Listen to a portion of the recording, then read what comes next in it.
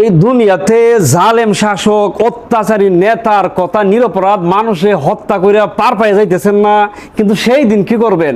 ওয়াত্তাকু ইয়াওমান লা তাজজি নাফসুন আন নাফসিন শাইআ ওয়া লা ইউকবালু মিনহা আদল ওয়া লা তানফাউহা শাফাআহ ওয়া লা হুম ইউনসারুন।